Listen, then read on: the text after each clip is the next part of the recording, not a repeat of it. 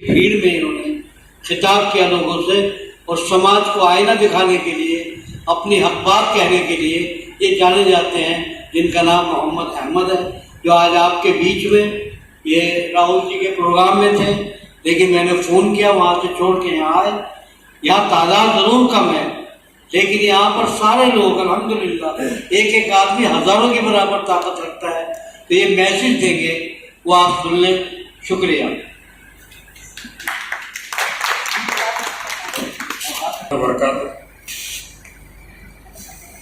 अभी मैं मिराज साहब को सुन रहा था, बहुत सारी चीजें उस वक्त दिमाग में आ रही थी। अल्लाह रब्बुल इज्जत ने कुरान मजीद में इरशाद फरमाया है कि लिमा तक़ूलूना मा ला तफ़अलून।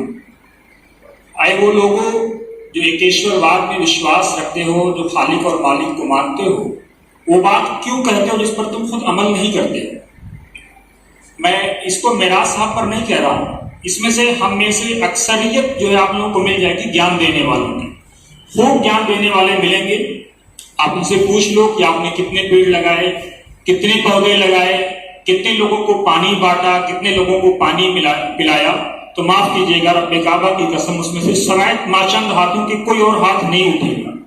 मैंने बहुत नेता देखे हिंदुस्तान में, बहुत टॉप लेवल के लोगों को देखा, पार्लियामेंट देखी, असेंबलीज देखी, लेकिन जमीन पर काम करने वाले, मैंने डॉक्टर ताजुद्दीन अंसारी साहब इनके मुंह पे तारीफ नहीं करना चाहिए, या गोपीनाथ मुंडे साहब भाजपा में हुआ करते थे, ऐसे कम लोग मिले जो जमीनी मुद्दों पे इंसानों की बात करते हैं, मुसलमानों की या किसी और आदमी की बात नहीं करते।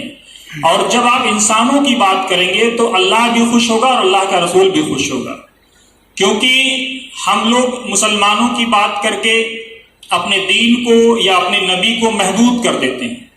हमारे नबी आए ही इसीलिए थे कि उनकी कृपा आम थी मानव जाति के लिए, और अल्लाह रब्बुल आलमीन ने उसकी तारीफ ऐसे कर दी कि वमा अरसलनाका इल्ला रहमतल लिल आलमीन, कि ऐ हबीब पाक, हमने आपको पूरी मानव जाति के लिए, पूरी संस्कृति के लिए, पूरी जीवन जातियों के लिए आपको रहमत बना करके भेजा, किसी धर्म के मानने वालों के लिए नहीं। लेकिन चूंकि ये मुद्दा पर्यावरण का है, इन्वायरमेंट का है, और माहौलियाती आलूदगी आज अंतर्राष्ट्रीय मसला बन चुकी है, और कुरान मुकद्दस में अल्लाह रब्बुल आलमीन ने इसको बहुत जगह जगह पे एक्सप्लेन किया है। और एक बात बड़ी प्यारी कही है कि तुम्हें जो भी मुसीबत पहुंचती है, जो भी परेशानी पहुंचती है, वो तुम्हारे हाथों की कमाई हुई होती है। कोई अल्लाह रब्बुल आलमीन ने ये इन्वायरमेंट का मसला या पर्यावरण का मसला या माहौलियाती आलूदगी का मसला पर थोपा नहीं है। जो हमने बोया है वो हम काट रहे हैं। अगर आज हम सुधर जाएंगे तो हमारे बच्चे अच्छा करेंगे, हमारे बड़ों ने अच्छा किया होता तो आज हम उससे अच्छा कर रहे होते। तो एक चीज और है, एक हदीस रसूल सल्लल्लाहु अलैहि वसल्लम है कि उसको अक्सर कोट किया जाता है, लेकिन दूसरी हदीस को नहीं कोट किया जाता है। ये कहा जाता है कि अल्लाह के रसूल ने फरमाया था कि खैरुल कुरूनी क़र्नी सुम्मा अल्लज़ीना यलूनहुम सुम्मा अल्लज़ीना यलूनहुम, सबसे बेहतर मेरा जमाना है, फिर उसके बाद उन लोगों का जमाना है जो मेरे बाद आएंगे, यानी सहाबा का जमाना, फिर ताबईन का, फिर तबा ताबईन का। लेकिन एक और हदीस रसूल है कि तुम्हें नहीं मालूम कि इस उम्मत का अव्वल आखिर है बेहतर है या आखिर बेहतर। तो हो सकता है इस उम्मत का जो सबसे आखिरी हिस्सा वो सबसे बेहतर हो। क्योंकि हमको क्या होता है कि दीन को या इस्लाम को चंद लोगों ने अपनी जागीर समझ लिया और उसी हिसाब से हमको समझाया और फिर उसी नैरेटिव में फंसते चले गए। ये एक ऐसा दीन था जिसने इन्वायरमेंट पे इतना डिबेट किया है। अभी मेरे भाई चेन्नई का मसला बयान कर रहे थे, अल्लाह रब्बुल आलमीन ने चैलेंज किया है चेन्नई के मसले पे, बहुत साफ कह रहा है कि फ़इन अस्बहा माउकुम गौरन फमन यातिकुम बिमाइन मईन। अगर हम ये वाटर लेवल डाउन कर दें तो कोई है किसी की औकात जो ऊंचा कर ले, चैलेंज कर रहा है, कर सकते हो तो कर लो।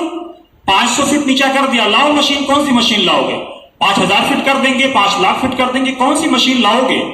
इसलिए लोग बार बार अल्लाह रब्बुल आलमीन को चैलेंज करते हैं, अल्लाह की जात को चैलेंज करते हैं। वो कहता है कि उठाओ आसमान की तरफ नजर देखो, कोई अगर फतूर पाते हो, कोई शिगाफ पाते हो तो बताओ।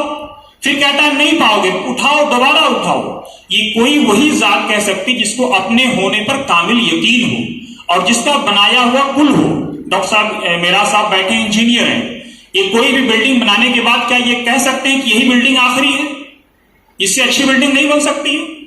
लेकिन अल्लाह रब्बुल आलमीन ने कहा नहीं, मैंने ये आसमान बनाया है, उठाओ देखो। हल तरा मिन फतूर, कोई शिगाफ पाते हो तो बताओ, अगर नहीं पाते हो तो फिर दिखाओ। तरजिल बसरा कर्रतैन यनक़लिब खासिअन, तुम्हारी आंख शर्मिंदगी के आलम में, पशिमानी के आलम में लौट आएगी, फिर भी नहीं पाओगे। इसलिए ये जो माहौलियाती मसला है कोई बहुत पुराना मसला नहीं है। हमारे बुजुर्गों ने हमने देखा है अपने गांव में, देहातों में। ये मुझे याद पड़ता है कि किताब में हिस्ट्री की पढ़ रहा था, इन्वायरमेंट पे बेस्ड थी वो, कि 1970s के आसपास ये मसला अंतरराष्ट्रीय स्तर पर बहस में आया। 70, 30, 50, 51, 52 साल पुराना ये मसला है। उसके बाद क्या हुआ, यूनाइटेड नेशन ने कॉन्फ्रेंस की स्वीडन की राजधानी स्टॉकहोम में, 1972 की ये बात है, और उसको अंतरराष्ट्रीय मुद्दा बनाने का प्रयास हुआ। फिर लेट 90s के आसपास ये एक और बड़ा मसला आ गया। 1997 के आसपास की बात होगी, मुझे याद आता है कि उसमें दुनिया के स्तर पर ये जो फिजाइल पॉल्यूशन है उसको लेकर के बहस शुरू हुई। अब आप सोचिए कि 55 साल में हमने इस दुनिया को कहां से कहां पहुंचा दिया। मात्र 52-53 साल का ये मसला था। अगर हम जागे होते, हम सचेत होते, तो ये मसला ही नहीं पैदा होता। और 90s के आसपास में जो तबाही हमने मचाई है, इथोपिया के जंगलों के 95% जंगल खत्म कर दिए हमने। हम ये सोचते हैं कि हम तरक्की कर रहे हैं, जब पहाड़ों को काटते हैं तो सोचते हैं कि हमने बहुत अच्छा काम कर लिया। जब समुद्रों को छेड़ते हैं तो हमने सोचते हैं बहुत अच्छा काम कर लिया। जब हम जमुना पे कब्जा करते हैं समझते हैं कि हमने बहुत अच्छा काम कर लिया, हमने 4 गज जमीनों से ही कर ली। ये सोचो कि जब इस दुनिया से जाओगे, आपको सिर्फ अगर आप बिल्डिंग बनाते हैं, मेरा साहब, मैं पत्रकार हूं, मेरी खबर से या आपके बिल्डिंग बनाने से किसी को अगर नुकसान होता है तो आप ये मत समझिए या मैं ये मत समझो कि मुझे चंद रुपए का जाती तौर पे फायदा हुआ है। रब्बे काबा की कसम, जब कयामत आएगी और हम जिस दुनिया से जा रहे होंगे 40 साल, 50 साल, 60 साल, 70 साल बाद, और जिस कब्र में हम जाएंगे उसमें कोई सुराख भी नहीं होगी सांस लेने के लिए और ऑक्सीजन के लिए, हवा लेने के लिए, उस वक्त जब फरिश्ते हमसे आएंगे पूछेंगे तो जवाब क्या देंगे? कभी सोचा है किसी ने? हम जितने लोग बैठे हैं, कुछ तो सोचो, कुछ तो ये तैयारी करो कि बिल्डिंग बना लेते हो, खबरें लिख देते हो, दंगे फैल जाते हैं, बिल्डिंग बनाते हो, ऐसे मटेरियल छोड़ के चले जाते हो, पूरा सीवेज ब्लॉक हो जाता है, समझते हो कि सरकार आके के साफ करेगी। अरे हर जगह मोदी जी, योगी जी या केजरीवाल जी या कोई कांग्रेसी या भाजपा नहीं पहुंच सकता है। कुछ अपनी रिस्पॉन्सिबिलिटी ओन करो। अल्लाह रब्बुल आलमीन ने सूरह हूद में आयत नंबर 61 में फरमाया कि हमने तुमको इसी मिट्टी से बनाया और इसकी जमीन को आबाद करने की जिम्मेदारी तुम्हारी है। कभी हमने सोचा? अल्लाह हमसे पूछता है, अंतुम अंशातुम शजरतहा अम नहनुल मुनशिऊन, ये जो तुम्हारी इतनी भी हैसियत नहीं है इंसानों की एक मिट्टी की, एक माचिस की तीली बना सको। अल्लाह चैलेंज कर रहा है, अंतुम अंशातुम शजरतहा अम नहनुल मुनशिऊन, ये माचिस बनाने की तीली जब तुम्हारी औकात बनाने की नहीं है, तुम्हारी हैसियत नहीं है, तो अल्लाह से किस चीज का पंगा ले रहे हो? उसके नबी को किस बात के लिए चैलेंज कर रहे हो? उसकी आंखों से खेलने का प्रयास क्यों कर रहे हो? अल किबरिया और रिदाई, ये किबरियाई जो है, ये बड़ाई जो है, ये अजमत, ये मेरी चादर है। और जब कोई किसी की चादर से खेलता है तो आप सोच सकते हैं उसका अंजाम क्या होता है। दुनिया में हमने देखा है। इसलिए मैं आप सबसे यही गुजारिश करूंगा कि आप सोचिए कि आज जिस तरह से अफगानिस्तान में बमबारी पिछले कुछ सालों में हुई है, आज खबरें अंतरराष्ट्रीय मीडिया में आ रही है कि वहां पागलपन के अमराज बढ़ चुके हैं। आप सोचते हैं कि हमने किसी के घर को आग लगा दी तो कोई घर को आग नहीं लगाया। ये दस्तूर अल्लाह रब्बुल आलमीन का कि जब आप किसी के घर को जलाते हैं तो कोई ना कोई तो है जो आपके घर को जलाने की तैयारी कर रहा है। ऐसा वाकया मैं आप लोगों को सुनाऊंगा कि अगर आप लोगों ने कुरान मजीद पढ़ी हो तो 30वें पारे में गालिबन सूरह नून है, सूरह कलम जिसे कहते हैं, उसमें एक वाकया अल्लाह रब्बुल आलमीन का प्यारा अंदाज में बयान है। अल्लाह कहता है, दो भाई 3 भाई थे, बाप बड़ा प्यारा, बड़ा अच्छा था, बेचारा बड़ा सखी किस्म का इंसान था।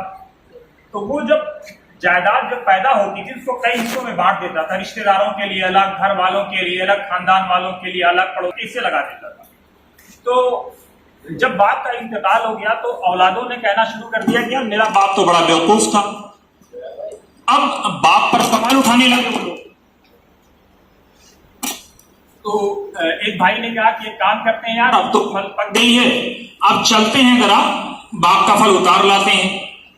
ये लोग चले, घर से निकले, प्लानिंग की। कुरान कहता है कि इतने चुपके चुपके चल रहे थे कि उनके पांव उनको खुद ही नहीं पता लग रहा था कि जमीन पे रख रहे हैं, इतने चुपके चुपके चल रहे थे। अब आप सोचिए कि अल्लाह रब्बुल आलमीन को चैलेंज करने का अंजाम मैं आप लोगों को बताना चाहता हूं। خیر وہ لوگ نکلے.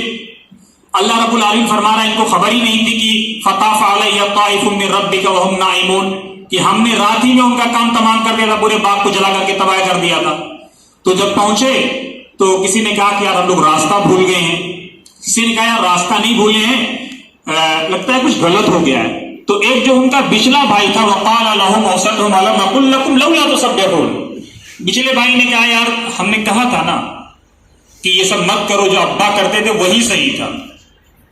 تو لوگوں نے کہا کہ یار ہاں اب دماغ کھلا ہے. تو اللہ رب العالمین نے کہا کہ اگر یہ لوگ توبہ کر لیں تو ہم اسی صورت میں ان کو لوٹا دیں گے جیسے ان کے باغات تھے، اور ان کے اعمال کو ٹھیک کر دیں گے. کیا ہم میں سے کوئی انسان، چاہے وہ معراج صاحب ہوں، محمد احمد صاحب ہوں، تاج الدین صاحب ہوں جو ہمارے پلے پتا کے سامان ہیں، یا آپ جتنے بھی لوگ یہاں پر بیٹھے ہیں، کیا اپنی غلطی کو ماننے کے لیے تیار ہیں کہ ہم سے ماضی میں غلطیاں ہوئی ہیں؟ کیا ہم یہ سوچنے کو تیار ہیں کہ اے اللہ جو ہم نے جتنی تباہیاں کی ہیں، آپ سوچئے کہ خلیجی جنگوں میں جو تباہی ہوئی ہے اور جتنے پیٹرول سمندر کے اندر ڈالے گئے ہیں، ایک رپورٹ کہتی ہے کہ خلیج فارس کو صاف کرنے کے لیے 180 سال چاہیے. کس نے کہا تھا بھیا سمندروں میں پیٹرول ڈالو؟ 180 ایئر، مطلب کتنی نسلیں چلی جائیں گی، اور ان کا پاپ کون لے گا، کس کے سر جائے گا؟ جب کویت اور عراق کی جنگ ہوئی اس میں 720 تیل کی کنویں عراقی فوجوں نے آگ لگا دی، اور اس کے بدلے میں جو دھواں نکلا ہے آج تک عراق اور آس پاس کے ممالک اس کی قیمت چکا رہے ہیں. ہندوستان میں جو لوگ انٹرنیشنل ٹورزم کا کام کرتے ہیں، میڈیکل میں ہیں، بہت سے لوگ ہوں گے جانتے ہوں گے، اکثر مریض وہیں کے آتے ہیں عراق سے. مطلب سوچئے کہ جو علاج ہندوستان میں 1,50,000 روپے میں ہو جاتا ہے، تو بیچارے یہاں آ کر کے 7-7, 8-8, 10-10 لاکھ روپیہ پے کر رہے ہیں. قیمت کون چکا رہا ہے؟ ان بیچاروں کا کیا گناہ تھا جنہوں نے آگ لگایا؟ اور بیچارے یہ تو معصوم لوگ ہیں جو آ کر کے اس کی قیمت ادا کر رہے ہیں. ویسے ہی ایک مثال سنیے کہ جب ہم لوگ فخر سے کہتے ہیں کہ صاحب ایسے سینا ایسے مسلمانوں نے اس ملک پہ 800 سال حکومت کی، ایک دم بازو چڑھا لیتے ہیں. تو جب آپ کا یہ دعویٰ ہے کہ آپ نے 800 سال حکومت کی ہے تو ان کے کرم ہو یا ککرم ہو اس کا ٹیکس کون پے کرے گا؟ ہم ہی تو پے کریں گے. اور آج ہم پے کر رہے ہیں. مغلوں نے یہ کیا، اورنگزیب نے یہ کیا، اکبر نے یہ کیا، بابر نے یہ کیا. ارے بھائی وہ رولر تھے، آئے رول کیا چلے گئے، کچھ یہاں دفن ہو گئے، کچھ کہیں اور چلے گئے. ہم کیوں اپنا سینہ چوڑا کر دیں کہ ہم نے حکومت کی؟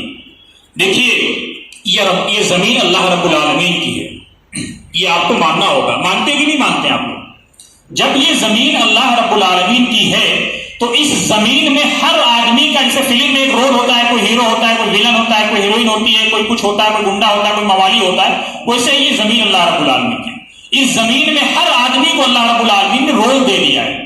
آج مودی جی ہیں، اس سے پہلے اڈوانی جی تھے، اس سے پہلے اٹل جی تھے، اس سے پہلے پنڈت جی تھے، اس کے بعد شاستری جی آئے، مولانا آزاد آئے، کتنے لوگ آئے، سب نے اپنا اپنا رول طے کیا اور چلے گئے اس دنیا سے. کوئی رجسٹری کرا کر نہیں آیا تھا، نہ کسی کے نام سے زمین بینامہ ہے، صرف اللہ کی یہ زمین.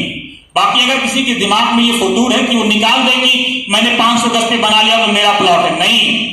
ایک انچ کی قیمت، ایک بالش کی قیمت اللہ رب العالمین کیا چکاؤ گے. یہ جو بلڈر صاحب موجود ہیں، میں بہت معافی کے ساتھ کہتا ہوں، بلڈنگ بناتے ہیں آپ لوگ 50 گز کی اور 4 گز چھڈا بنا دیتے ہیں، 54 گز کا پیسہ لے لیتے ہیں. آپ سوچئے اللہ پوچھے گا قیامت کے دن کہ یہ جو چھجے کا حصہ، جو سڑک کا حصہ تھا، اس کا پیمنٹ کیوں لیا تھا؟ اس کا ٹیکس کون قیامت کے دن پے کرے گا؟ کون ہوگا؟ یوم لا ینفع مال ولا بنون. اللہ پاک کی قسم، نہ مال کام آئے گا، نہ اولاد کام آئے گی، الا من اتى اللہ بقلب سلیم، مگر وہی چیز جس کے پاس اللہ رب العالمین ایک ستھرا دل لے کر کے آئے گا، انتقام کے نظریے سے نہیں. اور اگر کسی سے اللہ انتقام لینے پر آ جائے وہ بدلہ چکا پائے گا اس کا. اگر اللہ انتقام لینے پر آ جائے تو کون ہے جو اس کا ٹیکس پے کر سکتا ہے؟ اس لیے ہمیشہ اللہ رب العالمین سے ڈرتے رہو. اور میں یہ سمجھتا ہوں، میرا یہ عقیدہ ہے کہ میں جتنے لوگ یہاں بیٹھے ہیں سب سے زیادہ گنہگار، سب سے زیادہ کمزور میں ہوں. میں اللہ رب العالمین سے ہمیشہ توبہ کرتا ہوں. اور جتنا خیر الناس من ينفع الناس آپ بہتر کام کر سکتے ہیں، آج ابھی تک نہیں لگایا ہے، آج سے شروع کریے، ایک پیڑ لگائیں گے. وہ بھی نہیں کر سکتے، سوچے کسی کو ایک گملہ خرید کر کے دے دیں گے. وہ بھی نہیں کر سکتے تو کم سے کم جو لوگ گملہ لگائے ہوئے ان کا گملے کا پتیاں نہیں توڑیں گے. کچھ تو طے کریے کہ ایک کام، کنٹریبیوشن. دنیا میں کبھی بھی ڈرائیور کی کوئی اہمیت نہیں رہی، جو کنٹریبیوٹر رہے ہیں, جو ڈونر رہے ہیں, انہوں نے ہمیشہ راج کیا, وہ ہمیشہ راج کریں گے. بہت سے واقعات ہیں, دل میں ایسے ایسے راز دفن ہے, اگر میں بتانے پہ آ جاؤں تو بخدا بتا رہا ہوں, اس میں آپ میں سے کوئی یہاں بیٹھنے کے لائق نہیں رہے گا. اتنے بڑے بڑے بلنڈر ہماری کمیونٹی نے کیے آزادی کے بعد. کیسے مسجدوں کا سودا کیا, کیسے قبرستانوں کا سودا کیا, کیسے پارکوں کا سودا کیا. قبرستانوں کو قبضہ کر کے آپ نے بنا لیا, اپنی بلڈنگ بنا لیے. کیا جواب دو گے؟ لوگ مطلب وہ لوگ ودھائک بن جاتے ہیں, سوچتے ہیں فرعون بن گئے. کوئی چیز کام نہیں آئے گی. اگر ودھائک بننا ہے, ایم پی بننا ہے, ایم ایل اے بننا ہے, تو عمر فاروق کو یاد کریے کہ اگر کوئی آدمی, عمر فاروق نے جا کر کے ایک بڑھیا سے پوچھا کہ تم بڑی آزاد گھوم رہی ہو, ایک خاتون سے پوچھا, بڑی نوخیت قسم کی عورت تھی وہ, تو کیا عمر کی حکومت چلی گئی کیا؟ تو اس عورت نے کیا کہا تھا, یا تو عمر مر گیا ہے یا تو تم عمر ہو, ورنہ آج کے زمانے میں کسی کی مجال نہیں کہ جو عورتوں سے ایسی بات کر سکے. فاروق اعظم سے اس عورت نے کہا تھا, جب فاروق اعظم نے سوال کیا کہ کیا بات ایسے آزاد گھوم رہی ہو, تو اس عورت کا جواب تھا, یا تو عمر مر گیا ہے یا تم عمر ہو, تیسرا کوئی کسی کی اوقات نہیں جو آج عورتوں سے سوال کر سکے. اور وہی واقعہ جو اللہ کے رسول نے کہا تھا کہ ایک زمانہ ایسا آئے گا کہ صنعاء سے لے کر حضرموت تک اور یمن سے لے کر بیت اللہ تک ایک عورت ہاتھوں میں سونا اچھالتی ہوئی آئے گی اور اس کو کسی کا کوئی خوف نہیں ہوگا. تو وہ خوف اپنے دلوں سے نکالو, اللہ کا خوف ڈالو, اللہ کی طرف رجوع کرو. اللہ کی ذات ہے جو اس کی زمین ہے, سب پلیئرز ہیں. کوئی 2 دن کا پلیئر ہے, کوئی 30 سال کا پلیئر ہے, کوئی 90 سال کا, کوئی 100 سال کا. اس سے زیادہ کی کسی کی عمر نہیں ہے. اللہ آئے تو 1000 سال کی عمر دے دے, اس کی دنیا ہے, وہ کیا جو چاہے وہ کر سکتا ہے.